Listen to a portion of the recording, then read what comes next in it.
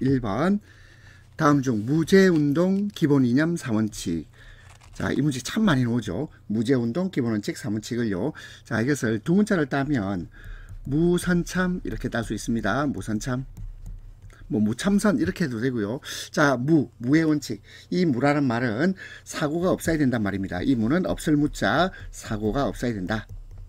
무의 원칙. 자, 두 번째는요, 선치의 원칙. 선치란 말은 선제적으로 조치를 취해야 된다. 선이 먼저 선자입니다. 선이 먼저 선. 먼저 조치를 취해야 된다. 선치의 원칙. 그리고 세 번째는 모든 구성원이 참여해야 된다. 참가의 원칙. 무선참. 4번 라이나의 원칙이 되었습니다. 2번. 자, 이번은 상시 근로자 수 공식을 알면 제일 편한데요. 우리가 공식을 몰라도 어떻게 풀 수 있는지 한번 해봅시다. 산업안전보건법령상 상시 근로자 수의 산출 내역에 따라 연간 국내공사 실적액이 50억 원입니다. 50억 원. 그리고 건설업 평균임금이 250만원. 그리고 노무 비율이 0.06.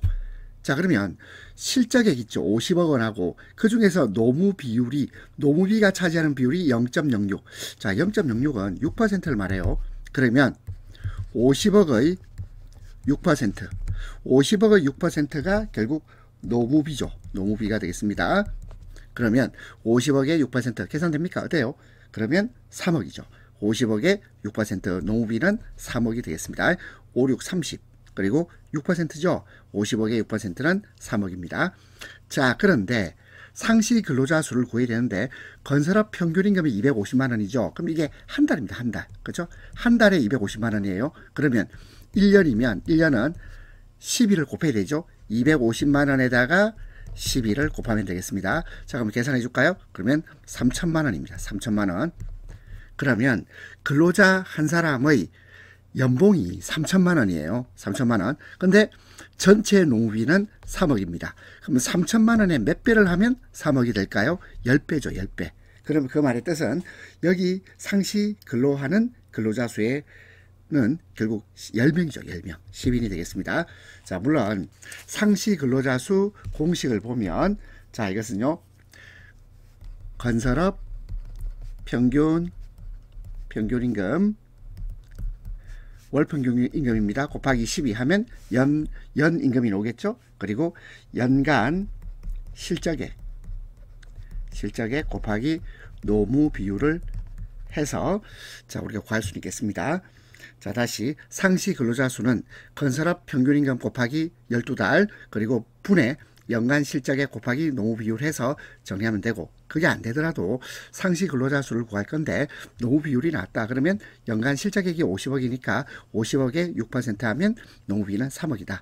그리고 한 달 250만 원 받는 근로자가 있는데 이 근로자가 연봉은 3천만 원이 됩니다. 그런데 이 3천만 원은 노무비 3억이 되기 위해서는 10명이 있어야 된다. 이렇게 해서 문제를 풀으셔도 되겠습니다. 3번 산업안전보건법령상 산업재해 조사표에 기록되어야 할 내용으로 옳지 않은 겁니다. 그러면 산업재해 조사표에 기록될 내용부터 한번 확인해 봅시다. 일단 뭐가 필요할까요? 정보죠. 정보. 사업장 정보, 재해 정보. 정보가 있어야 됩니다. 그 다음에 재해가 발생하는 경위와 원인 분석 같은 것도 있어야 되겠죠. 발생 개요 그리고 원인 있어야 되겠습니다. 그런데 안전교육계획은 재해 조사표의 필수 기록사항은 아닙니다. 따라서 답은 4번입니다. 4번 하일리의 재해 발생 원인 도미노 이론에서 사고의 직접 원인은 불안전한 행동과 상태가 직접 원인이고 1번 통제 부족, 2번 관리 구조의 부적절, 4번 유전과 환경적 영향은 이것은 간접 원인입니다. 간접 원인이고 직접 원인은 불안전한 행동과 상태, 이것이 직접 원인이 되겠네요. 자, 5번 보겠습니다. 매슬로우의 욕구단계 이론 중 2단계 욕구에 해당하는 것. 자, 매슬로우의 욕구단계 이론을 한번 두 문자를 따볼까요? 자, 이거 생한사존자입니다. 생한사존자. 자, 이렇게 한번 외워봅시다. 생은 뭐죠? 생리적 욕구. 자, 아는요, 안전의 욕구. 사는 사회적 욕구. 조는 존중의 욕구. 존중 또는 존경 이라면 되겠고요. 그리고 자는 자아실현 이렇게 되겠습니다.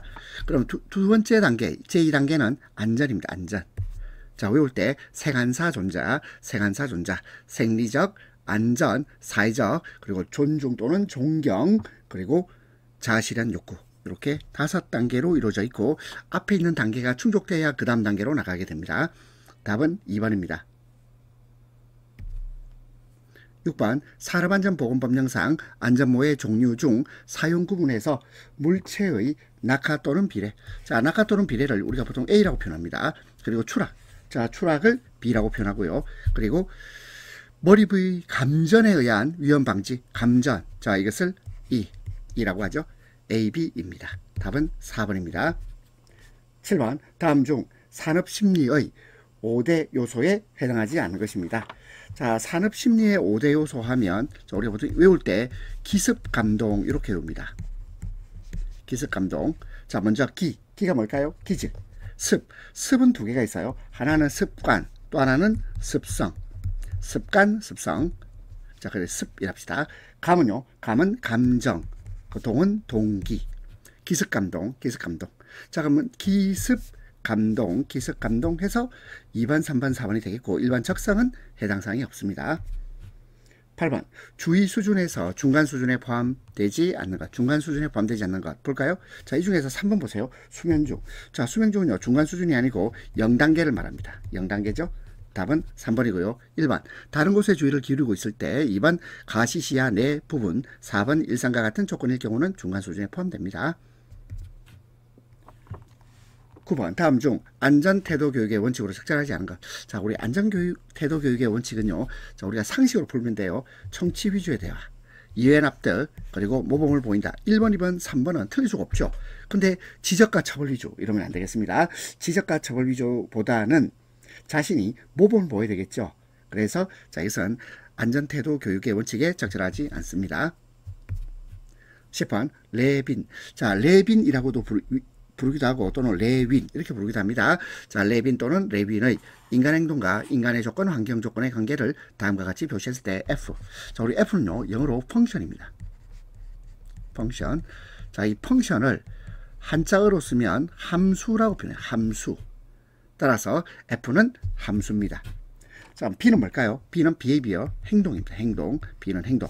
F는 함수. 그럼 무엇에 대한 함수죠? P. 자, P는 뭐냐면 이것은 뭐 개체라고 표현하기도 하고, 개체. 또 아니면 person이니까 그냥 인간 이래야 되겠죠. 개체나 인간. 그 다음에 E는 environment, 환경입니다.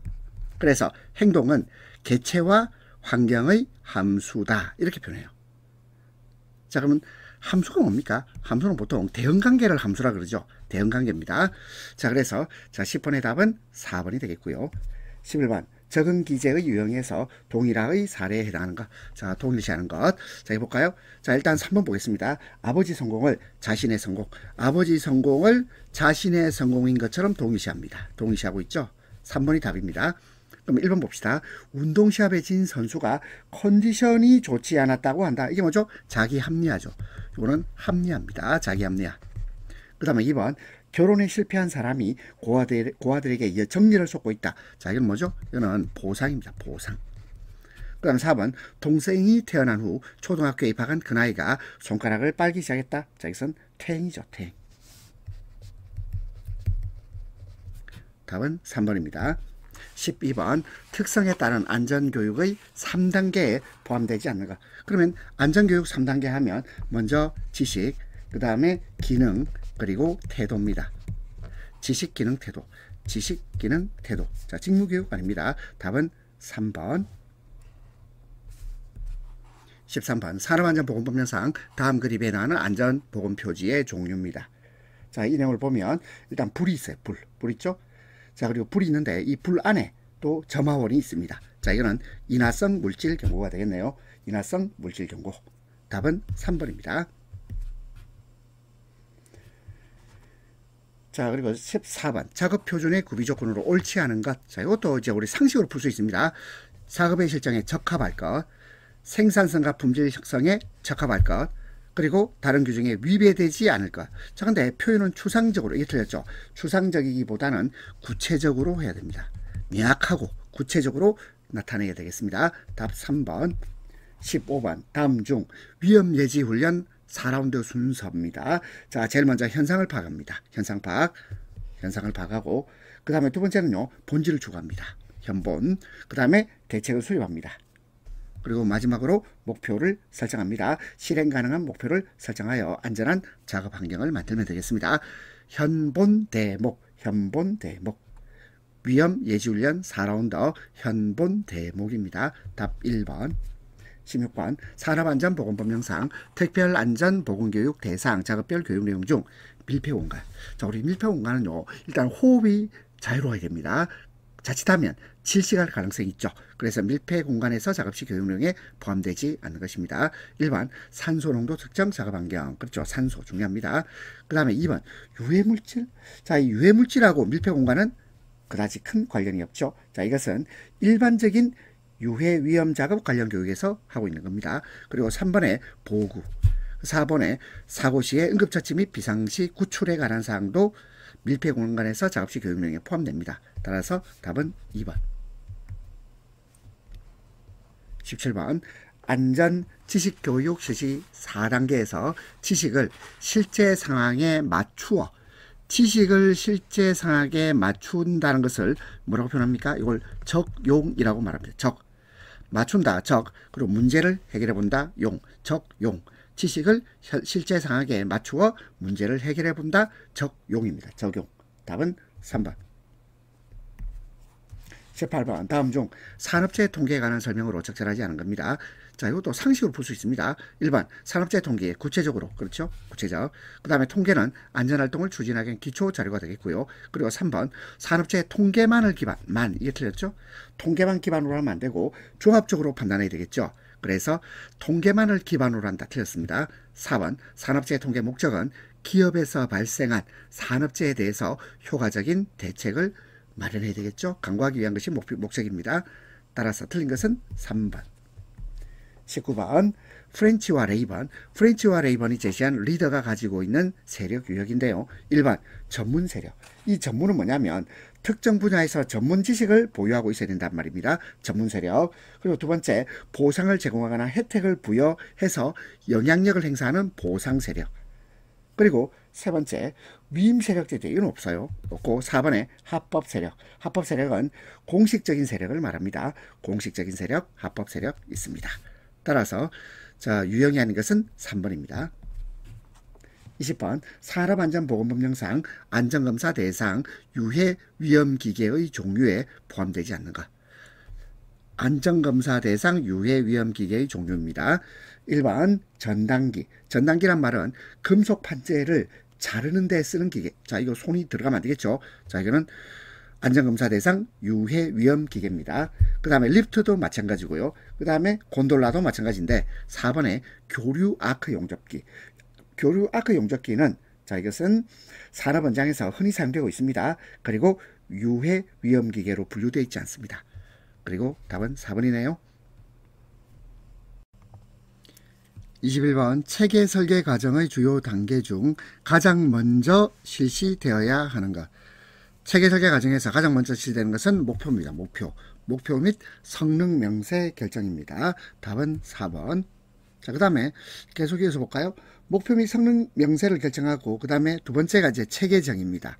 4번에서 3번. 그리고 기본 설계하고 자 1번입니다. 그리고 계면 설계를 합니다. 2번.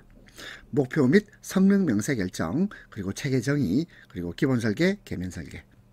답은 4번. 22번입니다. 고장 형태 및 영향 분석 FMEA에서 치명도 해석을 포함시킨 분석 방법. 그럼 여기서 치명도 할 때 치명적이다. 이걸 우리 영어로 critical 이런 말 쓰죠. critical. 자, critical인데 자, critical에서 자, 이걸 명사형으로 바꿔볼까요? criticality죠. criticality. 이렇게 되겠습니다.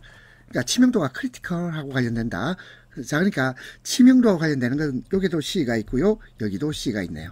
그런데 여기서 CA는 고장의 치명도만 독립적으로 평가하는 겁니다. 근데 여기 보니까 치명도 해석을 포함시켰다. 그러면 FMECA. 이 4번이 답이 되겠습니다.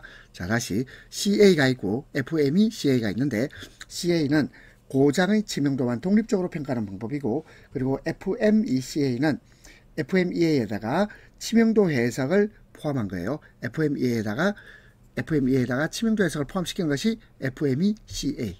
이렇게 되겠습니다. 답 4번. 23번. 다음과 같은 시스템의 신뢰도로 옳은 것입니다.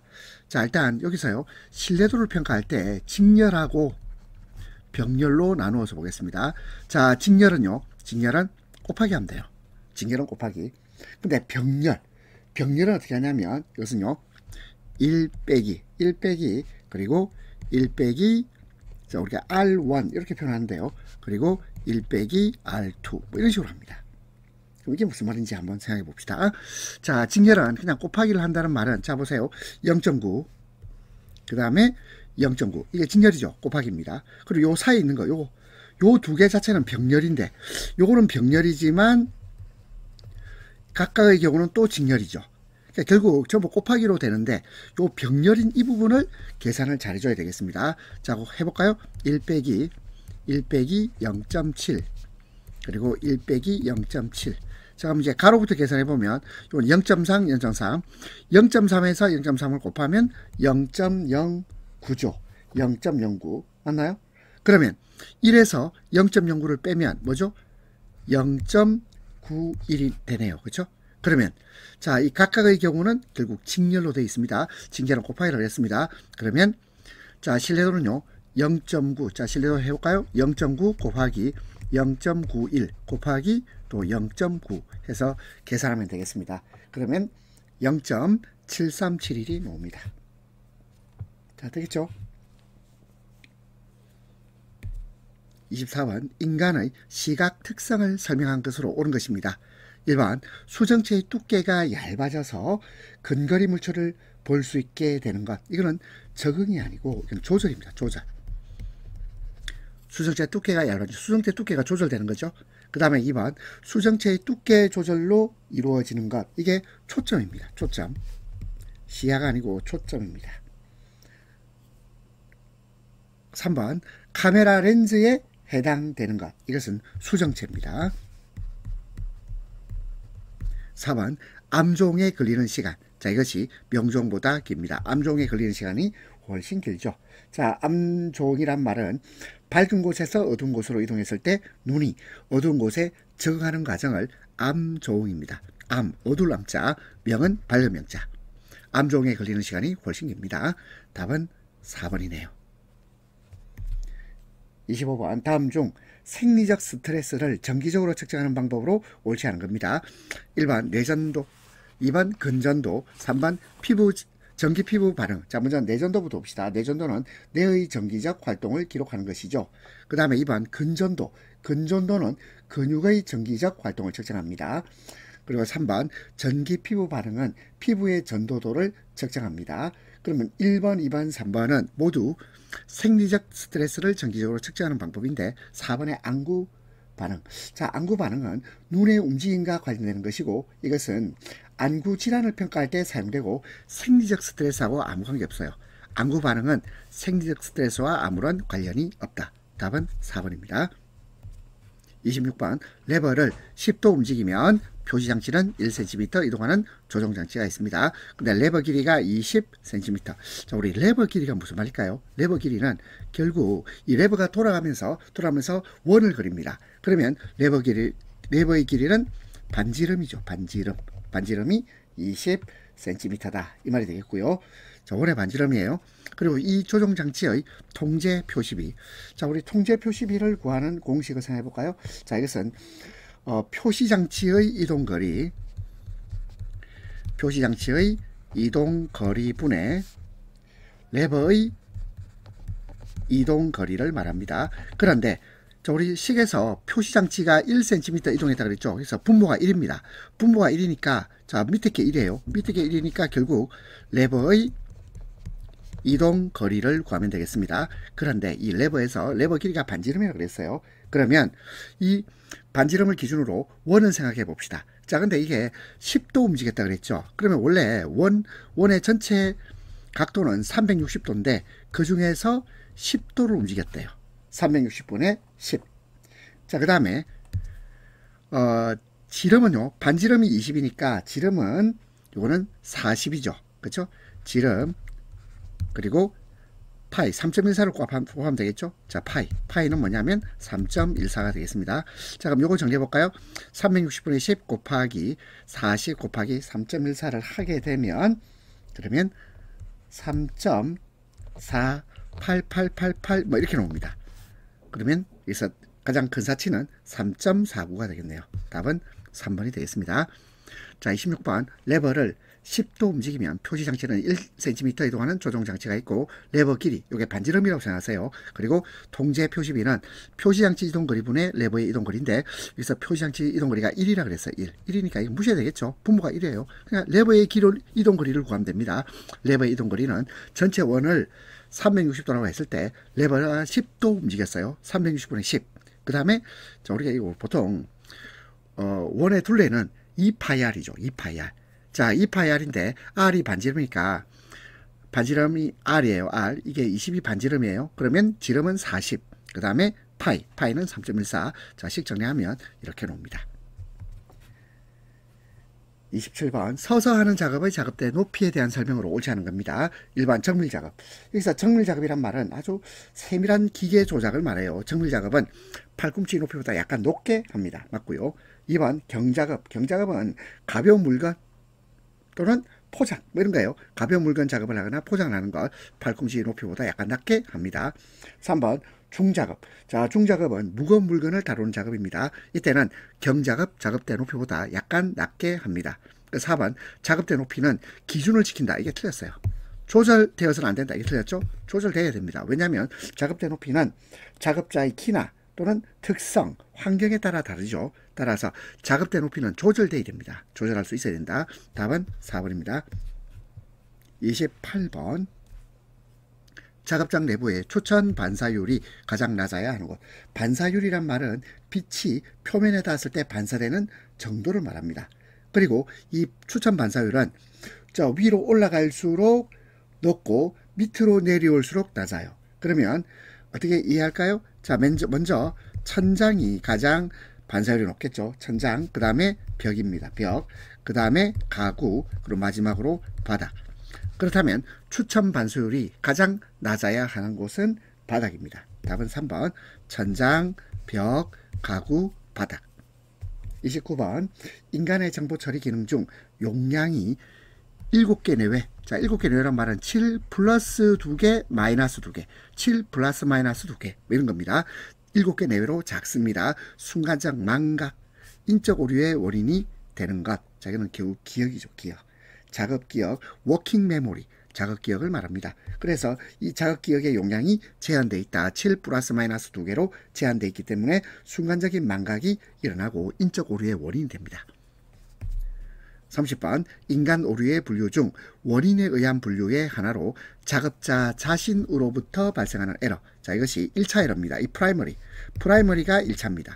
그리고 세컨더리는 2차, 서드는 3차. 그리고 커맨더 에러는 이거는 명령 오류라고 번역하죠. 명령 오류. 근데 우리가 작업자 자신으로부터 발생하는 에러는 1차 오류, 프라이머리 에러. 답은 3번입니다. 31번 일반적으로 인체에 가해지는 온습도, 온도와 습도 및 기류 등의 외적 변수를 종합적으로 평가하는 데에는 불쾌지수라는 지표가 이용됩니다. 이 불쾌지수의 계산식이 다음과 같은 경우 건구온도, 건구온도는 우리가 보통 기온이라고 하는 거 있죠. 건구온도가 되겠습니다. 그리고 습구온도. 자, 습구가 설마 안구에 습기 차는 게 아닙니다. 습구온도는 온도계를 물에 적신 면포로 감쌌을 때 그때 측정한 온도를 습구온도라고 합니다. 그리고 건구온도와 습구온도의 단위로 오른 것입니다. 불쾌지수 공식 한번 볼까요? 0.72 곱하기 건구온도 도시, 습구온도 도시. 자, 이 두 개를 더한 것에 0.72를 곱합니다. 그리고 더하기 40.6. 그러면 이 도시가 뭐죠? 이 도시가 기상학적인 표준도 아닙니다. 그리고 이것을 우리가 섭씨온도라 그러죠. 섭씨온도. 따라서 답은 4번입니다. 32번 FT도, 자, 결함도죠. 결함도에 사용되는 논리기호 중에서 엔드게이트. 자, 우리 엔드게이트는요, 이 모양이 이렇게 평평할 때, 이 평평한 것이 엔드게이트입니다. 이 엔드게이트. 그러면 모양이 이렇게 위로 볼록한 거 있죠? 위로 볼록한 거 이것이 OR 게이트입니다. OR 게이트. 그리고 이게 네모. 자, 네모 이거는 뭐냐면 결함사상을 말합니다. 자, 결함사상은 뭐 고장. 자, 고장이라고 생각하면 돼요. 그 다음에 4번 보세요. 4번에 보니까 4번은 이것은 통상사상입니다. 통상사상. 자, 예상되는 원인이죠. 원인. 통상사상. 1번은 결함사상, 2번은 OR 게이트, 3번은 AND 게이트, 4번은 통상사상입니다. 근데 AND 게이트니까 답은 3번. 33번. 위팔은 자연스럽게 수직으로 늘어뜨린다. 자, 위팔을, 자, 팔이 있으면 팔을 위하고 아래로 구분해서 위에 팔은 자연스럽게 수직으로 늘어뜨린 채 아래 팔만을 편하게 뻗어서 작업할 수 있는 범위. 이것이 정상 작업력입니다. 1번입니다. 정상 작업력. 자, 그래서 만약에 팔을 전부 뻗으면 어떻게 할까요? 전부 뻗으면 이것은 최대 작업력이 되겠죠. 최대 작업력. 자, 그리고 4번에 작업 포랑면. 포랑면이란 말은 작업자가 작업 가능한 모든 범위를 작업 포랑면이라고 합니다. 따라서 답은 1번. 34번. 음의 강약을 나타내는 기본 단위입니다. 자, 1번 이거 한번 읽어볼까요? 데시벨. 자, 데시벨. 이것이 음의 강약을 나타내는 기본 단위 데시벨이죠. 1번 맞고요. 2번 폰트. 폰트는 점을 말합니다. 점. 그 다음에 헤르츠. 자, 헤르츠는 주파수입니다. 주파수. 그 다음에 4번에 디옵터. 자, 디옵터는 안과에서 많이 들어봤죠. 자, 이건 렌즈의 굴절력. 자, 굴절력. 자, 굴절력을 말합니다. 디옵터. 따라서 답은 1번 데시벨. 데시벨은 음의 강약을 나타낸다. 35번. 신뢰성과 보존성 개선을 목적으로 하는 효과적인 보전 기록 자료. 보전 기록 자료는 설비의 상태를 정확히 파악하고 유지 보수 계획을 효과적으로 수립하기 위한 자료인데, 이런 보전 기록 자료는 일반 설비 이력카드, 자, 여태까지 설비를 어떻게 해왔는지, 점검을 어떻게 해왔고 유지 보수를 어떻게 했는지 이 내력, 이력이 나와 있어야 되겠죠. 1번 맞고. 2번 자재관리. 자, 자재관리는 이거는 물류나 재고 관리를 위한 거죠. 자재관리표는 재고 관리를 위한 겁니다. 따라서 보전 기록 자료하고는 거리가 멀어요. 따라서 2번 답이고. 3번 MTBF. MTBF는 뭐냐면 평균 고장 간격. MTBF 평균 고장 간격 분석표. 자, 이것도 보전 기록 자료에 해당합니다. 4번 고장 원인 대책표. 이것도 보전 기록 자료에 해당한다. 답은 2번입니다. 36번 예비 위험 분석에 대한 설명으로 오는 것입니다. 자, 예비 위험 분석. 여기 예비라고 번역되어 있는데요. 이게 영어로 죄송합니다. 프릴미너. 자, 한번 써볼게요. 프리리머네리. 아, 참 발음 안 됩니다. 죄송합니다. 프리리머네리입니다. 자, 영어 무시하고, 그러면 여기서 예비 위험 분석할 때 이 프리는 뭐냐면 이거는 초기를 말해요. 초기.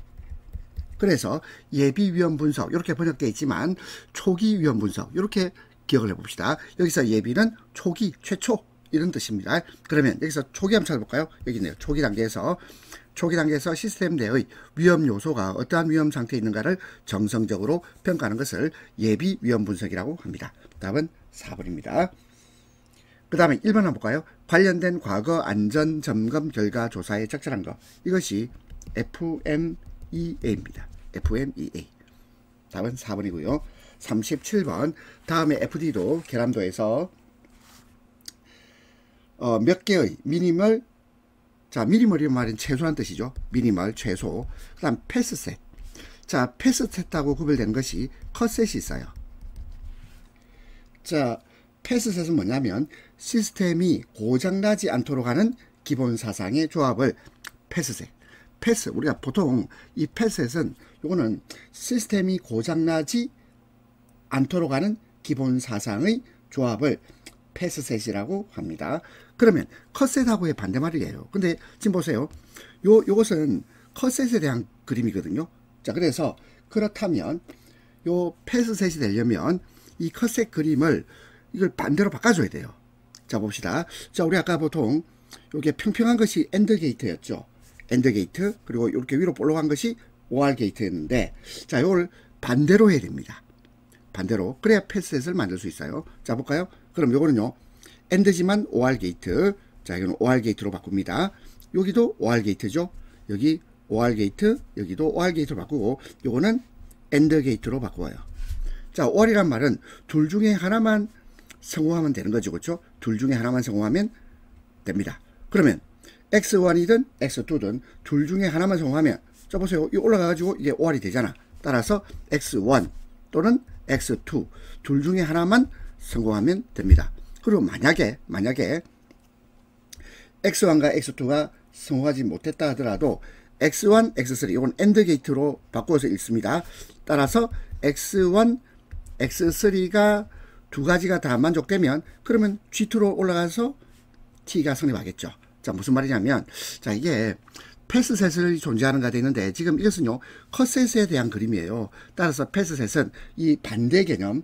자, 무슨 말이냐면 요 그림은 사고가 나는 조합이에요. 사고가 나는 조합. 근데 사고가 나지 않는, 고장이 나지 않는 패스셋은 요 개념을 역으로 이해해야 된다 이 말입니다. 역으로. 그래서 컷셋을 구하라 하면 이대로 풀면 되는데 패스셋이기 때문에 AND는 OR로 바꾸고 OR은 AND로 바꾸어서 이렇게 읽으면, 자, 그리고 이 OR이란 말의 의미가 뭘까요? 둘 중에 G1, G2 둘 중에 하나만 성공하면 된다 이 말이에요. 그러면 X1이든 X2든 둘 중에 하나만 성공하든가 또는 X1, X3 이것이 동시에 둘 다 동시에 성공하면 되겠습니다. 그러면 경우의 수는 3개. 답은 3번입니다. 알 수 있겠죠? 그래서 최소 패스셋은 3개가 되겠습니다. 38번 정보를 전송하기 위해서 청각, 자, 귀로 듣습니다. 청각적 표시 장치를 이용하는 것이 바람직한 경우로 적합한 겁니다. 자, 먼저 1번 전원. 자, 전원을 영어로 해봅시다.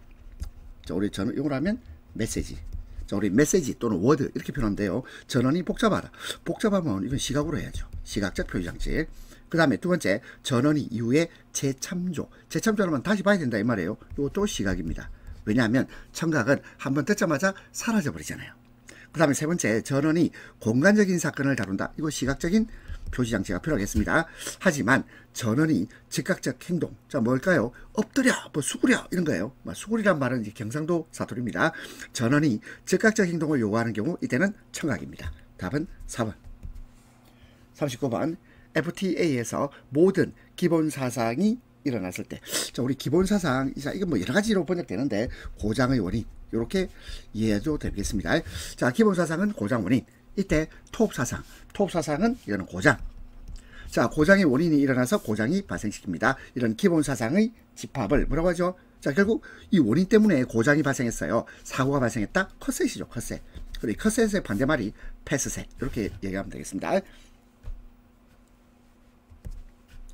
자, 그 다음에 이제 40번 보겠습니다. 조종 장치를 통한 인간의 통제 아래 기계가 동력원을 제공한다. 자, 그러면 인간과 기계가 서로 상호작용을 하는 겁니다. 인간과 기계가 서로 상호작용을 하는 거. 자, 그러면 이걸 뭐라 그러죠? 이걸 기계화 시스템 또는 반자동. 이 기계화를요, 반자동이라는 표현을 써요. 반자동. 왜 반자동입니까? 자동이 아니고 왜 반자동이죠? 인간도 개입하기 때문에. 인간의 통제 아래 기계가 동력원을 제공하는 것을 기계화 시스템, 반자동 시스템이라고 합니다. 자, 답은 1번입니다. 41번 선반에서 냉각제 등에 의한 생물학적 위험을 방지하기 위한 방법으로 틀린 것입니다. 1번 냉각제가 기계에 잔류되지 않고 중력에 의해서, 자, 중력에 의해서 수집 탱크로 배유란 말은 이 냉각제가 밖으로 배출된다 이 말이에요. 기름이 밖으로 배출된다 이렇게 생각하면 됩니다. 자, 배출되도록 해야 한다. 그렇습니다. 중력에서 배출되는 것은 결국 어떤 수직 방향이 가장 배출되기 좋겠죠. 1번 맞고요. 두 번째, 냉각제 저장 탱크에는 외부 이물질 유입을 방지하기 위해서, 자, 외부 이물질이 들어오는 것을 막기 위해서는 덮개가 필요하겠죠. 덮개 설치. 그렇습니다. 3번 특별한 경우를 제외하고는 정상 운전 시 전체 냉각제가 개통 내에서 순환되고 냉각제 탱크에 체류하지 않아야 하지요. 네 번째, 배출용 배관. 자, 이거 잘 보세요. 배출용 배관, 배출. 밖으로 빼내는 거예요. 밖으로 빼낼 때는 대형 이물질이 들어가지 않도록 작아야 된다. 그렇지 않죠. 밖으로 빼내는 거기 때문에 이거는요, 배관 지름이 가급적이면 커야 되겠죠. 그죠? 그래서 크게 하고, 크게 하고, 그리고 배출은요, 요게 결국 중력의 힘에 의해서 배출되는 거 아니겠습니까? 그러면 이게 지면과 수평이 아니고 가급적이면 경사가 있어야 돼요. 기울기가 있어야 되고, 수직이면 제일 배출이 잘 되겠죠. 그래서 수평이란 말을 일단 틀렸습니다. 수직 또는 어떤 기울기가 있는 형태로 제작되어야 됩니다. 따라서 답은 4번. 자, 죄송합니다. 그 다음 42번. 산업용 로봇의 작동 범위에서 그 로봇에 관하여 교시 등의 작업을 하는 경우 작업시간 전 점검사항에 해당하지 않는 겁니다. 자, 그래서 산업용 로봇 작동 범위에서 로봇에 관해서 교시를 하는 작업을 합니다. 자, 그때 작업시간 전 점검사항에 해당하지 않는 것. 자, 작업시간 전 점검입니다. 1번 회전부의 덮개 또는 울타리 부착 여부. 자, 이것은 로봇 작동과 직접적인 안전점검이 아니고 작업 환경의 기본적인 환경 점검이죠. 따라서 1번이 틀렸습니다.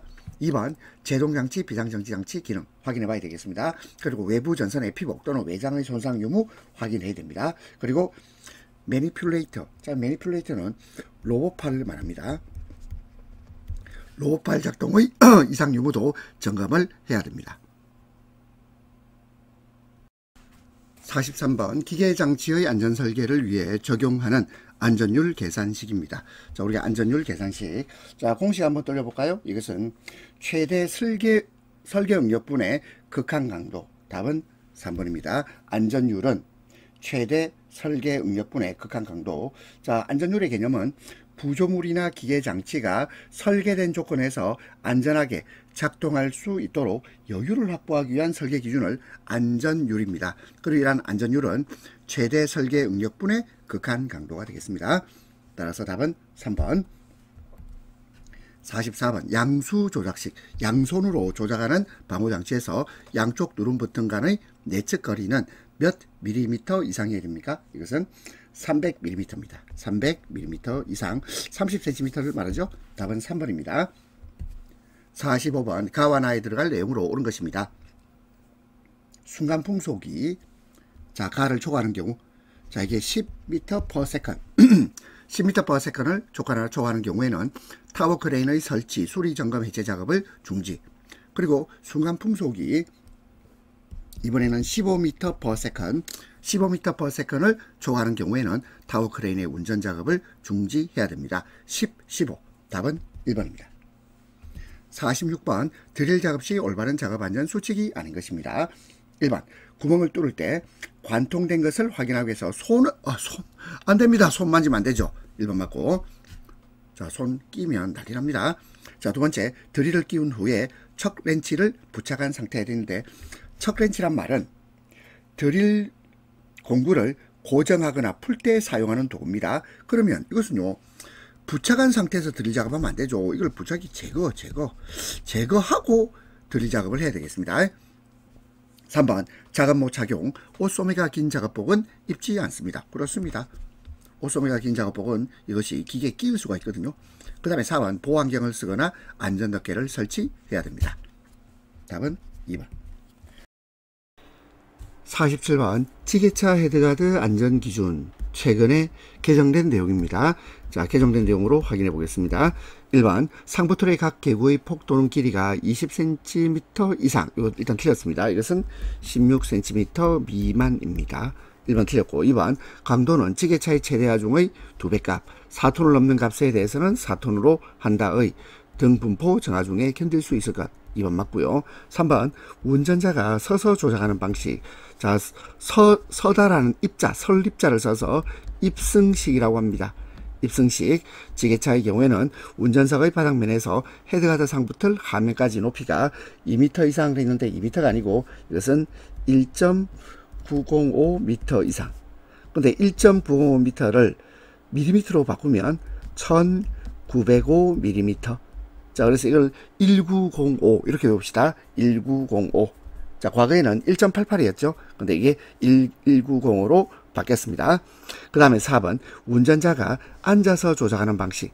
이것을 좌승식이라고 합니다. 좌승식. 앉아서 조작하는 방식의 지게차의 경우에는 운전자의 좌석 윗면에서 헤드가드 상부틀 아랫면까지의 높이가 1m 이상 된데 이게 아니고 0.903 0.903m 이상. 자, 또는 0.903m는 903mm죠. 903mm 이상.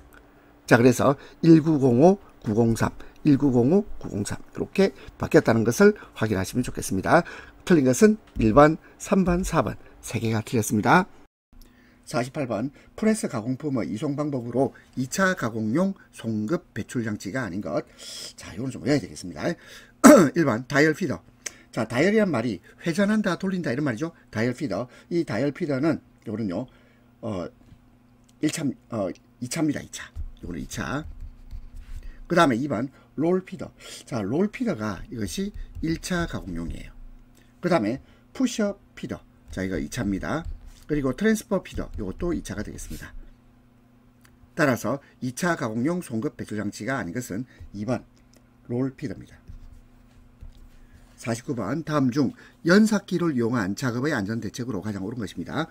1번 연삭수토의 최고 원주 속도 이상으로 사용하여야 아니죠. 속도 이상, 최고 원주 속도 이상 사용하면 안됩니다. 그 다음에 두 번째, 운전 중 연삭수토의 균열 확인을 위해서 수시로 충격을 가해본다? 아닙니다.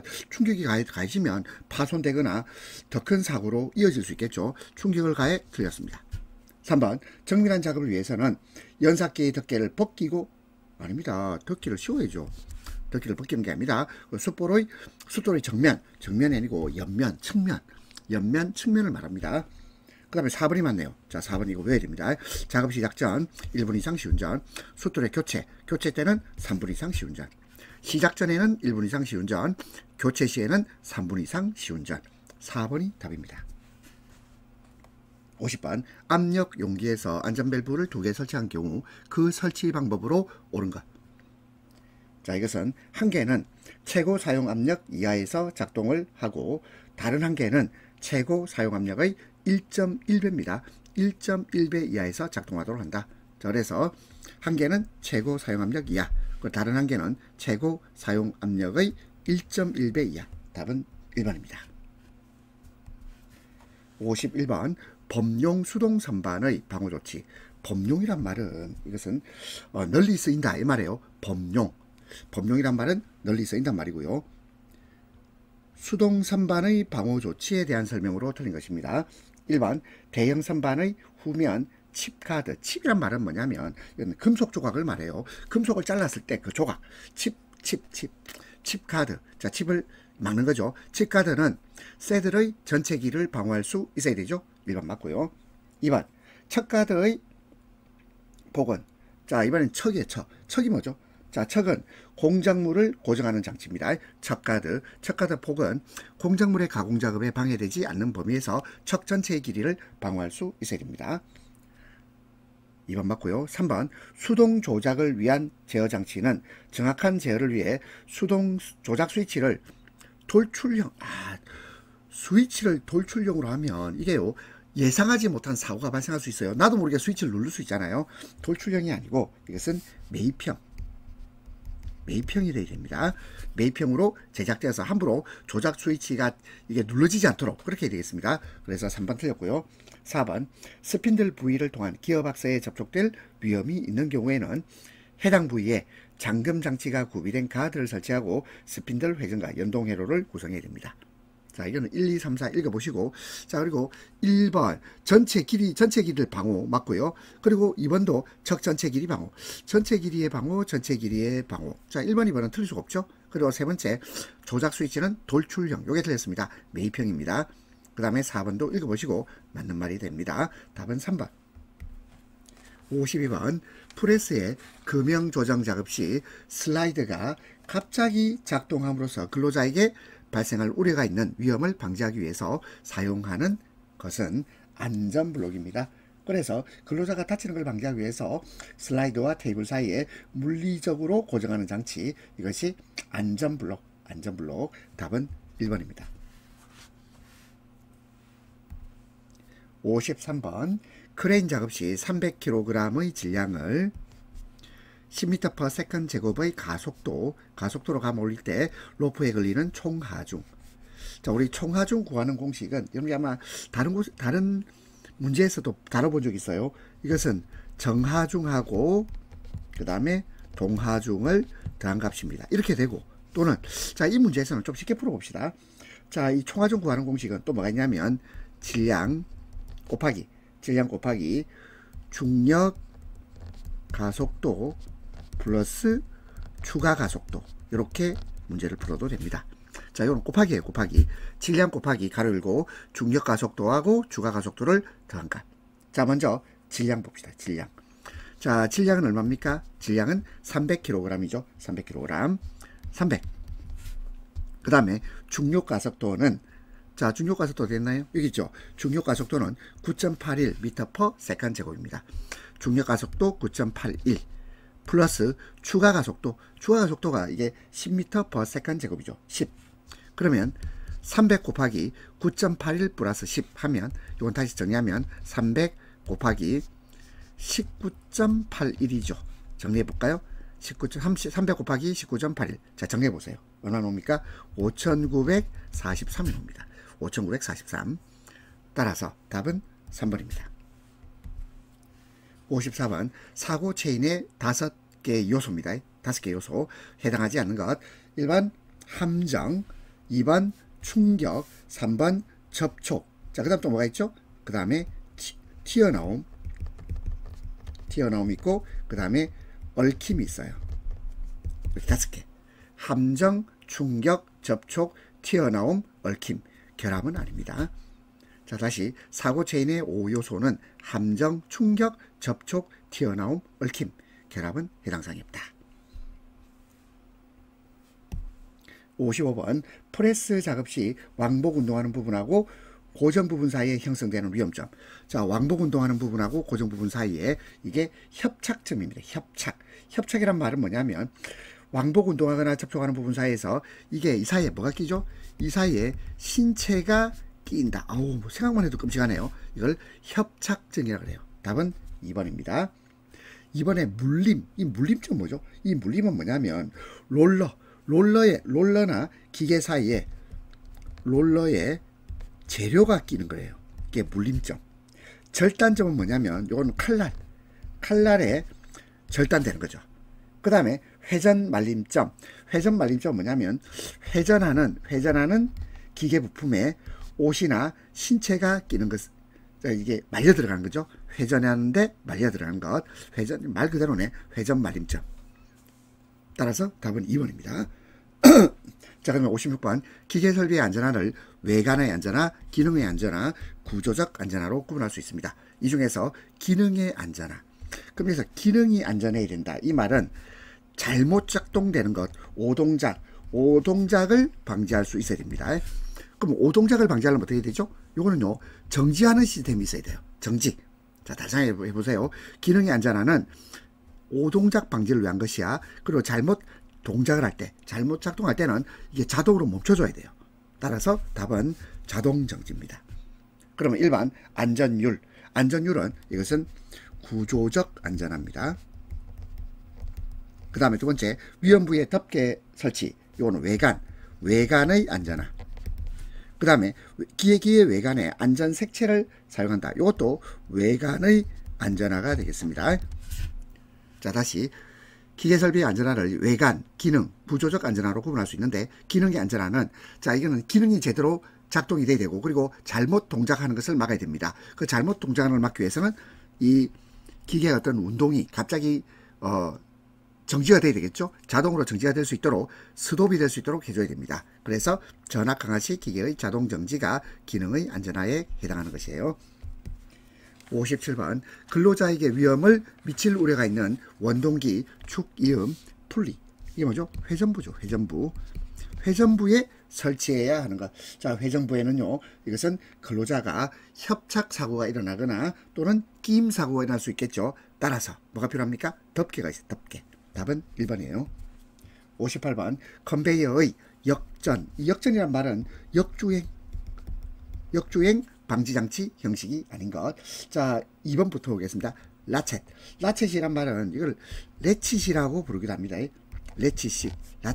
이게 왜 그러냐면, 영어로 하면 이게 레칫은 톱니바퀴거든요. 자, 톱니바퀴 한번 생각해 보세요. 톱니바퀴가 한 방향으로 돌아가다가 거꾸로 갑니까? 거꾸로 역주행 안 되죠? 안 됩니다. 라쳇식 맞고요. 그 다음에 롤러식, 롤러도 마찬가지예요. 한 방향 가다가 역주행 안 되죠. 그 다음에 전기 브레이크식. 자, 2번, 3번, 4번은 모두 역전 방지 장치 형식입니다. 근데 1번의 램식은 아닙니다. 램식은 컨베이어에서 흔히 사용되지 않습니다. 답은 1번. 59번 롤러기의 급정지를 위한 방호장치를 설치하고자 한다. 앞면 롤러의 지름이 30cm, 회전수가 30rpm. 이때 급정지 거리의 기준입니다. 자, 그러면 일단 여러분이 뭘 알아야 되냐면 이 표면 속도가요. 표면 속도가 30 미만이면 3분의 1 이내. 자, 롤러 원조의 앞면 롤러 원조의 3분의 1 이내고 표면 속도가 30 이상이면 이때는 2.5분의 1 이내가 됩니다. 그럼 일단 표면 속도를 구해야 돼요. 그렇다면 표면 속도는 구하는 공식이 어떻게 되냐면 파이. 자, 우리 원주율이죠. 3.14 파이 곱하기 그 다음에 직경. 여기서 직경이란 말은 지름을 말합니다. 지름, 직경 곱하기 그 다음에 RPM. RPM은 회전수죠. 회전수. 그럼 해봅시다. 파이는 3.14. 자, 3.14고. 자, 그 다음에 직경. 자, 직경은 지름이 30이라고 그랬죠. 30. 자, 30인데 요게요. 전부 단위가 미터입니다. 미터. RPM 할 때 M이 미터잖아요. 그렇다면 자, 30cm는 요거는 0.3m예요. 그러면 3.14 곱하기 0.3m 곱하기 그 다음에 30rpm. 요 식을 정리해 봅시다. 10을 정리하면 28.26이 나옵니다. 28.26. 그러면 28.26은 30 미만이죠. 30 미만이니까 자, 앞면 롤러 원주의 3분의 1 이내가 됩니다. 따라서 자, 답은 2번 되겠네요. 급정지 거리가 앞면 롤러 원주의 3분의 1 이내. 이상 아니고 이내. 답은 2번 되겠습니다. 60번 프레스의 작업 시작 전 점검사항으로 거리가 먼 것입니다. 자, 작업 시작 전이에요. 클러치 및 브레이크 기능 제대로 되는지 봐야 되겠죠. 그 다음에 두 번째 금형 및 고정 볼트 상태. 자, 이것도 만약에 느슨하게 되면 사고가 초래될 수 있죠. 점검해 봐야 됩니다. 3번 전단기의 칼날 및 테이블의 상태. 자, 이것도 자 점검을 해 봐야 되고. 근데 4번에 언로드 밸브. 언로드 밸브는 이거는 뭘 말합니까? 공기 압축기입니다. 공기 압축기. 그래서 자, 언로드 밸브는 유압 장치에서 압력을 해제하는 역할을 하죠. 하지만 이거는 프레스 장비의 사전 점검 사항은 아니에요. 따라서 답은 4번입니다. 61번 혼촉 방지판. 혼촉이란 말은 뭐냐면 접촉이 섞인단 말인데 이게 결국 뭐냐면 이 촉은 전기적인 접촉입니다. 전기적 접촉을 방지하는 판. 전기적 접촉을 방지하는 판인데 이거 왜 방지합니까? 이게 감전사고를 방지하기 위한 거예요. 혼촉 방지판은 결국 감전사고를 예방하기 위한 겁니다. 감전사고 예방을 말합니다. 그래서 혼촉 방지판이 부착된 변압기를 설치하고 혼촉 방지판을 접지시켰다. 이러한 변압기를 사용하는 주요 이유. 답이 나왔네요. 혼촉 방지판은 감전사고를 예방하는 거예요. 그래서 답은 3번입니다. 2차 측에 비접지 방식을 채택하면 감전 시 위험을 감소시킬 수 있기 때문입니다. 답은 3번. 62번 인체가 현저히 젖어 있는 상태 또는 금속성의 전기 기계 장치나 구조물의 일체 일부가 상시 접촉되어 있는 상태에서 허용 접촉 전압은 25V 이하입니다. 25V 이하가 되겠습니다. 답은 2번. 63번 아크 용접 작업 시 감전재해 방지에 쓰이지 않는 것입니다. 자, 감전 방지입니다. 감전 방지. 그러면 어떤 단어가 나야 됩니까? 전련. 전기를 차단할 수 있어야 되죠. 전련. 그렇죠? 그리고 자동 전격 방지. 전련 전격 방지 장치. 근데 보호면. 자, 이 보호면은 작업자의 눈과 얼굴을 아크 플래시 및 스파크로부터 보호하는 장비지 감전재해 방지 장치는 아니죠. 보면은 눈과 얼굴을 보호하는 것인데 이건 감전재해 방지는 아닙니다. 답은 1번. 64번 산업재해보건법상 전기, 기계, 기구의 누전에 의한 감전 위험을 방지하기 위해서 접지를 하여야 하는 사항으로 틀린 것입니다. 접지를 해야 되는 것은 이것은요 금속재의 외함이나 외피나 철대입니다. 자, 외함이란 말은 외부 금속재 케이스를 말하고 외피는 외부를 감싸고 있는 금속, 그리고 철대는 고정하는 금속 구조물을 말합니다.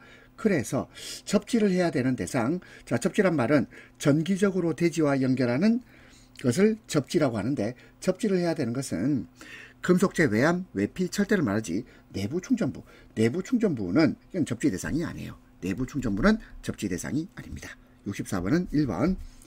65번 벼락기 전로의 일선 지락 전류가 6A일 때 제2종 접지공사의 접지 저항값인데요. 자, 그런데 이 접지 대상에 따라 일괄적으로 적용한 종별접지, 이걸 종별접지라고 하는데 종별접지는 폐지가 됩니다. 종별접지는 폐지가 됐어요. 2021년 법이 개정됩니다. 한국전기설비규정 KEC가 개정되면서 이게 폐지가 돼요. 폐지가 되고 국제표준 접지 방식이 도입이 됩니다. 그러면 이 문제는요, 지금 이건 의미가 없습니다. 자, 과거에는, 자, 이것이 과거 답은 4번이었는데 지금은 의미가 없다. 종별 접지는 폐지가 되었다. 이렇게 기억하시면 되고 넘어갑니다. 66번 전폐형 방폭구조가 아닌 것. 자, 전폐형이란 말은 외부와 완전히 차단된 형태를 전폐형이라고 하고, 이 전폐형 방폭구조는 1번 압력 방폭구조, 2번 내압 방폭구조, 3번 유입 방폭구조. 그런데 안전증 방폭구조는, 자, 이것은 비전폐형입니다. 비전폐형 방폭구조가 되겠습니다. 그러면 1번의 압력 방폭구조는 뭐냐면 외부의 폭발성 가스가 내부로 유입되지 않도록 하는 것을 압력 방폭구조입니다. 그 다음에 2번에 내압이란 말은 압력을 견딘단 말이거든요. 폭발성 가스가 내부에서 점화되어도 이 압력이 외부로 전달되지 않도록 설계된 것이 내압 방폭구조. 그럼 압력 방폭구조든 내압 방폭구조든 전폐형이어야 됩니다. 그 다음에 3번에 유입 방폭구조. 유가 뭐냐면 기름이에요. 기름. 그래서 폭발성 가스와의 접촉을 차단하기 위해서 내부를 기름으로 채우는 거, 전력유로 채우는 건데 이것도 전폐형이어야 됩니다. 자, 우리 생각해보면 압력 방폭구조, 내압 방폭구조, 유입 방폭구조는 모두 외부와 완전히 차단이 돼 있어야 돼요. 그래서 전폐형.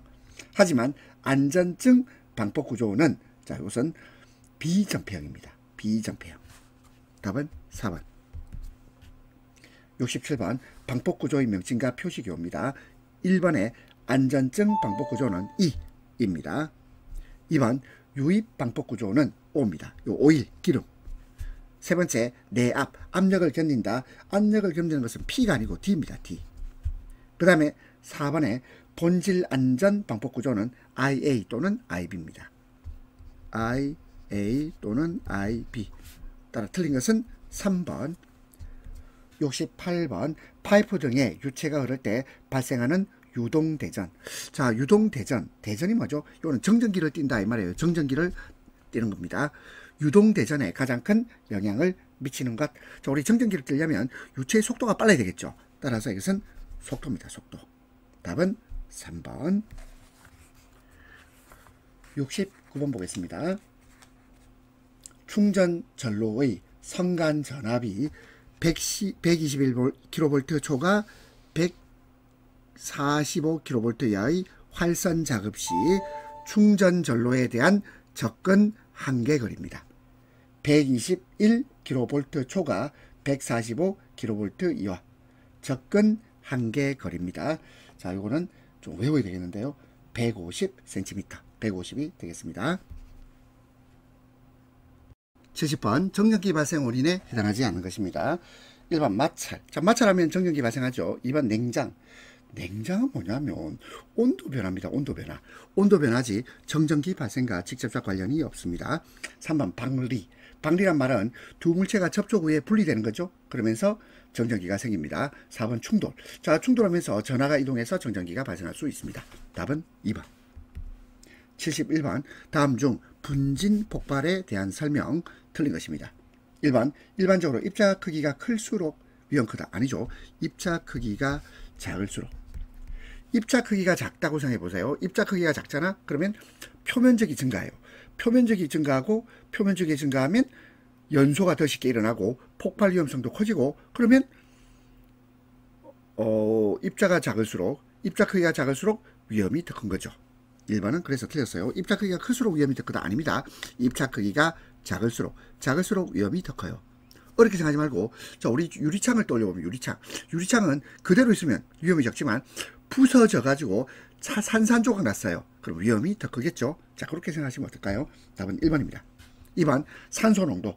산소 농도는 분진 폭발 위험에 영향을 줍니까? 주죠. 그죠? 관련이 있습니다. 그래서 산소 농도가 적정 수준 이상일 때 발생할 분진 폭발이 발생할 가능성이 높아집니다. 3번. 주위 공기의 난류 확산은 위험을 증가시킵니다. 왜냐하면 난류는 분진의 균일한 혼합을 촉진하고 연소 속도를 높여서 폭발 위험성을 증가시킵니다. 4번.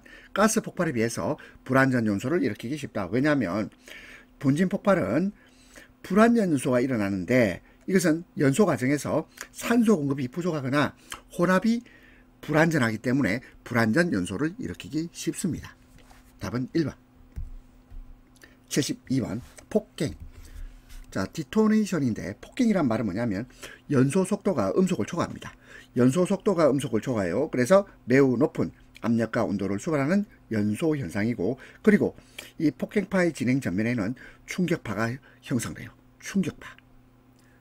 답 2번이네요. 73번. 위험물 안전관리법령상 제4류 위험물, 인화성 액체가 갖는 일반 성질로 가장 거리가 먼 것입니다. 1번. 증기는 대부분 공기보다 무겁습니다. 그래서 가라앉고요. 두 번째, 대부분 물보다는 가벼워요. 여기까지 맞고요. 물에 잘 녹지 않습니다. 녹지 않는다. 3번. 대부분 유기화합물이고, 그리고 4번에 발생 전기는 연소하기 쉽습니다. 답은 2번. 74번. 아세틸렌 C2H2 공기 중 완전 연소 조성 농도. 완전 연소 조성 농도는, 자, 우리가 공식은 있어요. 공식은 있는데 우리 그렇게 기억하지 마시고, 아세틸렌 하면 7.7 발륨 퍼센트, 7.7 아세틸렌 완전 연소 조성 농도는 7.7 이렇게 외웁시다. 자, 물론 공식은 있습니다만은 이렇게 생각하지 마시고, 아세틸렌 C2H2 아세틸렌 7.7 아세틸렌 7.7 이렇게 암기. 75번. 산업안전보건 기준에 관한 규칙. 폭발성 물질을 저장 취급하는 화학설비 및 그 부속 설비를 설치할 때 단위 공정시설 및 설비로부터 다른 단위 공정시설 및 설비 사이의 안전거리. 이 안전거리는 설비 바깥면으로부터 몇 미터 이상 두어야 합니까? 하면 이것은 10m 이상이죠. 10m 이상. 답 3번. 76번. 다음 중 가연성 가스가 아닌 것. 자, 우리 가연성 가스란 말은 뭐냐면 공기 중에서 점화원에 의해서 연소할 수 있는 성질, 가연, 연소 가능하다 이 말이죠. 가연, 연소 가능한 성질의 가스. 자, 우리 가연성 가스 한번 찾아봅시다. 1번 일산화탄소, 이거는 가연성 가스입니다. 산소와 결합해서 연소됩니다. 자, 프로판 가스도 가연성 가스죠.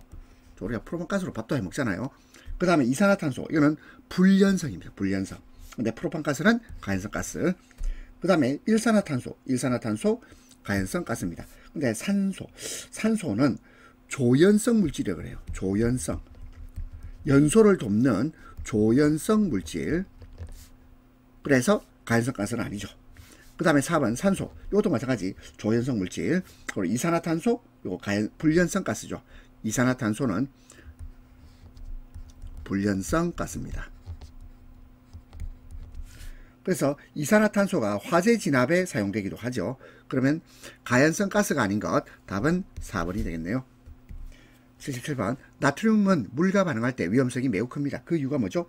자, 우리 나트륨은 물과 반응해서 많은 열을 방출해요. 그래서 이것을 발열 반응을 일으킨다. 이렇게 말합니다. 발열 반응. 그리고 이 발열 반응으로 주위 온도가 급격히 상승되고, 그리고 또 나트륨이 물과 반응해서 수소가스를 생성해요. 가연성 가스, 수소가스를 발생시킵니다. 그리고 이 수소가스가 또 가연성 가스이기 때문에 또 이게 폭발할 위험도 있죠. 그렇죠?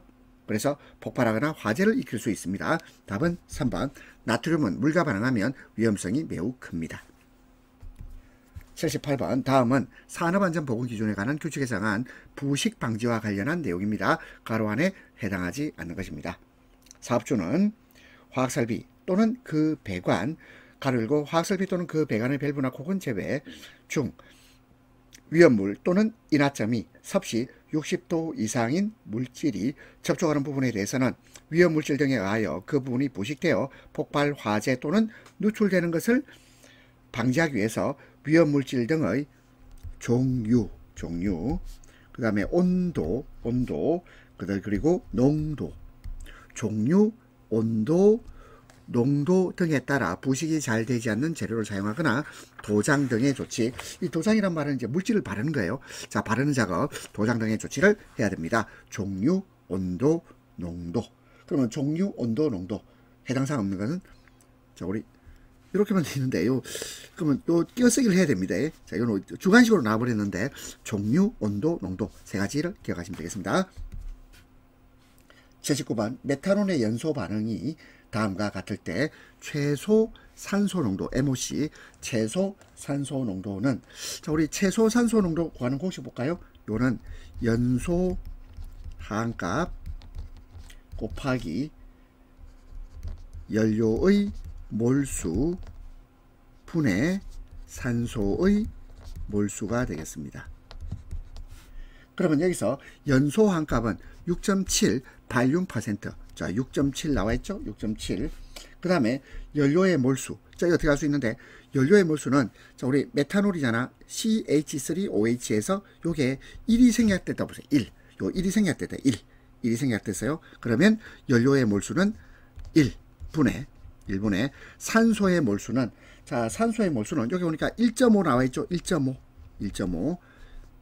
1분의 1.5는 그냥 1.5입니다. 그러면 6.7 곱하기 1.5 하면, 그러면 10.05, 그러면 약 10 발륨%. 답은 3번입니다. 80번. 산업안전보건 기준에 관한 규칙에서 부식성 염기류에 해당하는 것. 자, 부식성 염기류에 해당하는 것은 이쪽 한번 보세요. 이 4번부터 한번 볼까요? 농도 40%의 수산화 나트륨 또는 수산화 칼륨. 자, 농도 40%의 수산화 나트륨, 수산화 칼륨, 이것이 부식성 염기류입니다. 답은 4번. 81번. 근로자가 추락하거나 넘어질 위험이 있는 장소에서 추락방호망의 설치 기준 옳지 않은 겁니다. 1번 망의 처짐은 짧은 변 길이의 10% 이상, 자, 10% 아니고 12% 이상입니다. 12% 이상이 되도록 할 것. 바로 답 1번이네요. 그 다음에 2번 추락방호망은 수평으로 설치해야 됩니다. 수평으로 설치. 그 다음에 3번 건축물 등의 바깥쪽으로 설치하는 경우 추락방호망의 내민 길이, 이 내민 길이는 벽면으로부터 3m 이상입니다. 4번 추락방호망의 설치 위치는 가능하면 작은 면으로부터 가까운 지점에 설치해야 하며 작은 면으로부터 망의 설치 지점까지의 수직거리는 10m를 초과하지 아니할 것. 10m 초과하면 안 됩니다. 자, 그래서 망의 처짐 짧은 면 길이의 12% 이상, 그리고 내민 길이는 벽면으로부터 3m 이상, 그리고 수직거리는 10m를 초과하지 아니할 것. 답은 1번입니다. 82번 산업안전보건관리비에 관한 설명 옳지 않은 겁니다. 1번 발주자는 수급인이 안전관리비를 다른 목적으로 사용한 금액에 대해서는 계약금액에서 감액 조정할 수 있습니다. 맞고요. 2번 발주자는 수급인이 안전관리비를 사용하지 아니한 금액에 대해서는 반환을 요구할 수 있습니다. 그 다음에 3번 자기공사자는 원가 계산에 의한 예정가격 작성시 안전관리비를 계상이란 말은 이건 회계 처리해서 계산해서 올린다 이런 말이에요. 계상. 그 다음에 4번 발주자는 설계 변경 등으로 대상액의 변동이 있는 경우 공사 완료 후 정산 이러면 안 돼요. 공사 완료 후 조정산이 아니고 지체 없이 조정 계상을 해야 됩니다. 지체 없이 조정 계상. 답은 4번. 83번 굴착면 붕괴의 원인과 가장거리가 뭔 것입니다. 1번 사면경사의 증가. 사면경사가 증가하면 결국 사면의 안전성이 감소하죠. 붕괴 위험이 커집니다. 붕괴 위험이 커져요. 그 다음에 2번 성토 높이의 감소되어 있는데 성토 높이가 줄어들면 그러면 사면이 안정적이죠. 붕괴되지 않습니다. 그러면 따라서 2번 틀렸네요. 자, 그러니까 원인과 거리가 멀죠. 원인과 거리가 멉니다. 자, 2번이 답이고요. 자, 그 다음에 3번 공사에 의한 진동하중의 증가. 진동하중은 사면의 균형을 무너뜨릴 수 있습니다. 그래서 굴착면 붕괴를 유발할 가능성이 커지죠. 4번 굴착 높이의 증가. 자, 굴착 높이가 높아지면 사면이 불안정해지죠. 붕괴 가능성이 증가합니다. 답은 2번. 84번 다음 중 유해 위험 방지 계획서 작성 및 제출 대상에 해당하는 공사입니다. 자, 요 기준을 한번 생각해 봅시다. 지상 높이는요 31m 이상, 31. 그리고 깊이는 10m 이상이에요. 10. 그 다음에 최대 지간 거리는 50m인 맞아요. 최대 지간 거리는 50m 이상이거든요. 자, 3번 답이고요. 4번 저수 용량 요거는 2천만 톤 이상입니다. 자, 다시 한번 외워봅시다. 지상 높이 31, 깊이 10, 지간 거리 50, 저수 용량 2천만. 답은 3번. 85번 철근 콘크리트 슬래브에 발생하는 응력에 대한 설명으로 오지 않은 겁니다. 1번 전단력. 자, 전단력이라는 것은 어디에서 가장 많이 크게 작용할까요? 자, 이것은 단부에서 가장 크게 작용합니다. 단부보다는 중앙부 아니죠. 단부에서 크게 작용한다. 따라서 1번 바로 틀렸고요. 2번 중앙부 하부에서는 인장 응력이 발생하고 단부 하부에서는 압축 응력이 발생해요. 2번 3번 맞습니다. 4번 휨 응력은 일반적으로 슬래브의 중앙부에서 크게 작용합니다. 따라서 틀린 것은 1번. 86번 연약 지반을 굴착할 때 흙막이벽 뒤쪽 흙의 중량이 바닥의 지지력보다 커지면 굴착 주변의 흙이 부풀어 오르는 현상. 자, 이것은 지반의 전당 강도가 부족해서 발생하고 점성토에서 많이 발생하는데 이것을 히빙이라고 합니다. 히빙. 굴착 저면의 흙이 부풀어 오르는 현상을 히빙이라고 합니다. 답은 4번. 그러면 1번 슬라이딩. 슬라이드란 뭔지 알죠? 미끄러진다는 거 아닙니까? 흙막이 벽이나 구조물이 미끄러지는 현상을 슬라이딩. 그 다음에 보일링. 자, 보일이란 말은 흙이 끓는 것처럼 보이는 것을 보일링이라 그래요. 그리고 세 번째 파이핑. 파이핑이란 말은 물이 높은 압력으로 흙을 통과하면서 흙 입자를 함께 운반해 오는 것. 이것을 파이핑이라 그래요. 모래층에서 많이 발생하겠죠. 자, 근데 굴착 저면에서 흙이 부풀어 오르는 현상은 히빙입니다. 답은 4번. 87번 철근 콘크리트 공사 시 활용되는 거푸집의 필요 조건이 아닌 것입니다. 1번 콘크리트 하중에 대해서 뒤틀림이 없는 강도를 갖추가. 그렇습니다. 뒤틀림 없는 강도, 충분한 강도가 있어야 됩니다. 2번 콘크리트 내 수분 등에 대한 물 빠짐이 원활한 구조. 물 빠지면 안 되죠. 물 빠지면 안 돼요. 왜요? 콘크리트 내에는 자, 보세요. 이게는 적절한 수분이 유지가 돼 있어야 됩니다. 유지가 돼 있어야 되고 물 빠짐이 되면 안 되겠습니다. 그래서 2번 틀렸고 3번 최소한의 재료로 여러 번 사용할 수 있는 전용성을 갖춰야 된다. 그래서 여러 번 재사용, 이걸 전용성이라고 그래요. 4번 거푸집은 조립 해체 운반이 용이하도록 할 것입니다. 답은 2번. 88번 말비계를 조립하여, 자, 말비계를 조립해서 사용하는 경우에 준수해야 되는 사항으로 옳지 않은 겁니다. 자, 이건 작업할 때 발판을 말하는데, 자, 1번 지주 부재의 하단에는 미끄럼 방지 장치 있어야 됩니다. 왜냐하면 근로자 그 위에 올라가서 작업할 거잖아요. 그리고 근로자는 양쪽 끝부분에 올라간다. 아닙니다. 반드시 중심부에 올라가야 되겠죠. 양쪽 끝부분에 올라가면 이게 넘어질 수 있습니다. 중심부에 올라서서 작업해야 되고요. 3번 지주부재와 수평면의 기울기를 75도 이하로 하고요. 그리고 4번 말비계의 높이가 2m를 초과하는 경우에 작업 발판의 폭을 40cm 이상으로 합니다. 따라서 틀린 것은 2번. 89번 슬레이트, 선라이트 등 강도가 약한 재료로 덮은 지붕 위에서 작업을 할 때 발이 빠지는 등 근로자 위험을 방지하기 위해서 필요한 발판의 폭 기준은 이것은요 30cm 이상입니다. 답은 4번입니다. 89번 추락방지용 방망 그물코의 모양 및 크기.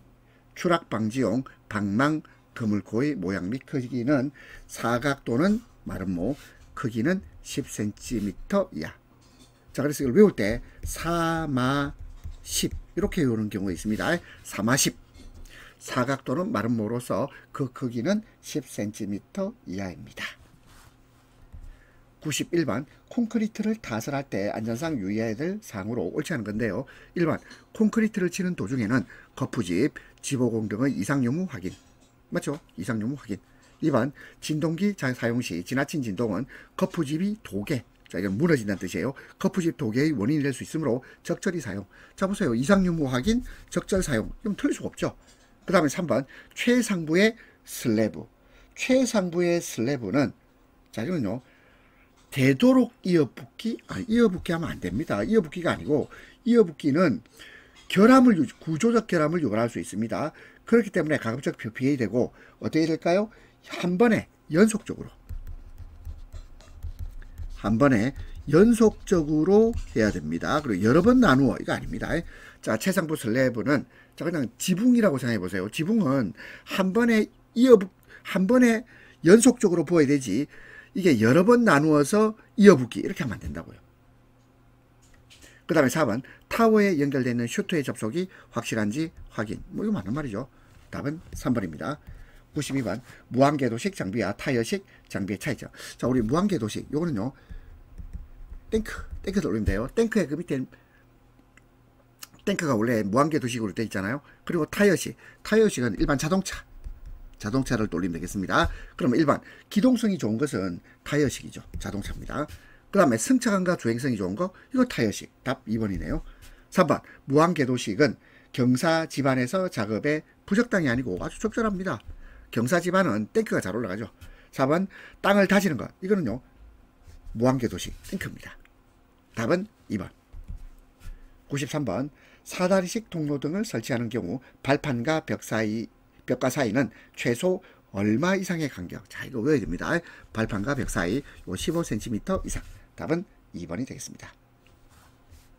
94번 정기안전점검 결과 건설공사의 물리적 기능적 결함 등이 발견되어 보수, 보강 등의 조치를 하기 위해서 필요한 경우. 자 일단 정기안전점검 했어요.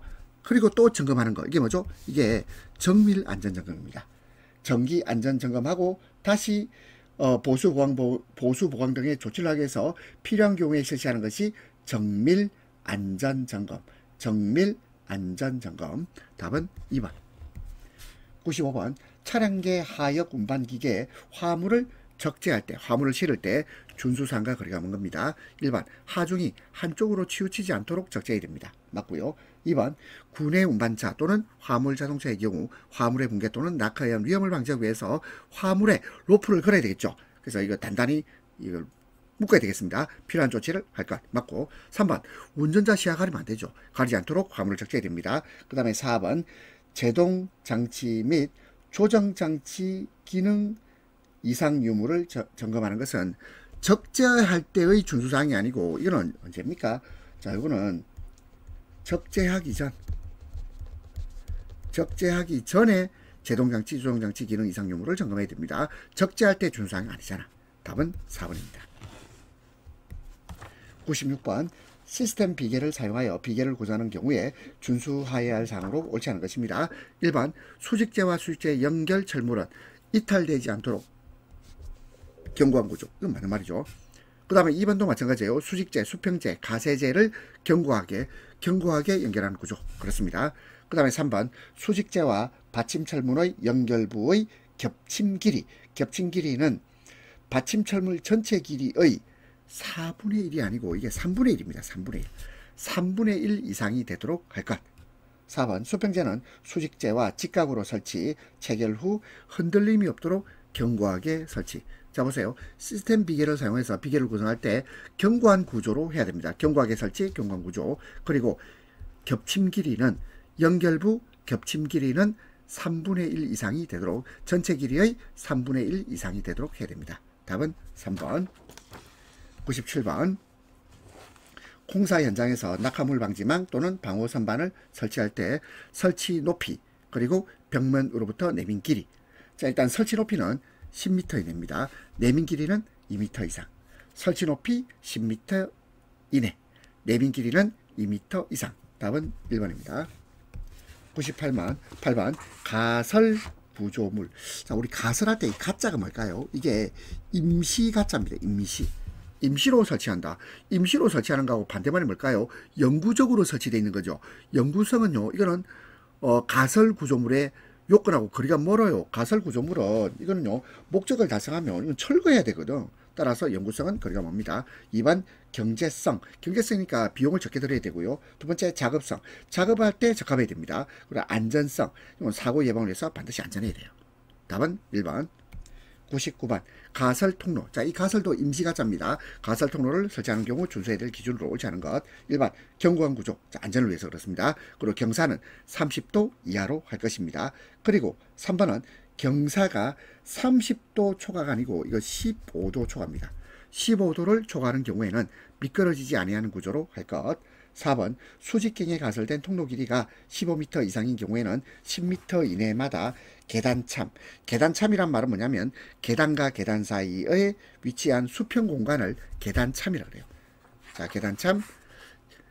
통로 길이가 15m 이상인 경우에는 10m 이내마다 계단참을 설치할 것. 이거 맞고요. 답은 3번이 되겠습니다.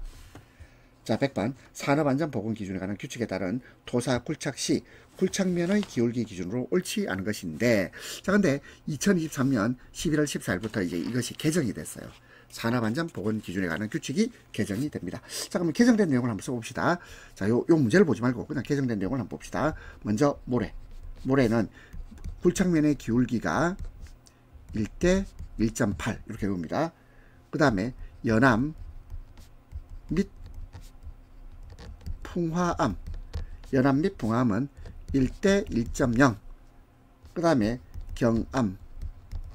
경암은 1대 0.5. 0.5. 그 다음에 급박해역.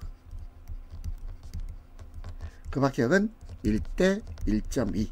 자, 다시 보겠습니다. 굴착면의 기울기 기준이 2023년 11월 14일 개정돼요. 산업안전보건 기준에 관한 규칙이 개정됩니다. 자, 그래서 이건 옛날 문제고, 자, 일단 모래는 1대 1.8, 연암 및 풍암은 1대 1.0, 그리고 경암은 1대 0.5, 급박해역은 1대 1.2. 그럼 옳지 않은 것. 자, 그러면 뭐가 틀렸나요? 하면 일단 1번 틀렸죠. 1번 보통 흑인 습지 뭐 1대 1에서 1대 1.5 되어 있지만, 자, 그건 어디에 해당합니까? 보통 흑인 습지는 이거는 급박해역에 해당하겠죠. 1대 1.2. 그 다음에 풍화암. 자, 풍화암은 1대 1.0. 그 다음에 연암도 1대 1.0. 그리고 보통 흑인 건지, 이것도 급박해역으로 가야 되겠죠. 자, 요거 급박해역 1대 1.2. 그럼 틀린 것은, 뭘 틀렸다고 말하기도 어렵고, 그냥 요 문제 무시합시다. 요 무시하고. 자, 일단 모래는 1대 1.8, 연암 및 풍암은 1대 1.0, 경암은 1대 0.5, 급박해역은 1대 1.2. 자, 기울기입니다. 2023년 개정됐다. 자, 이렇게 하시겠습니다. 여러분 100문제까지 달려온다고 고생 많으셨습니다.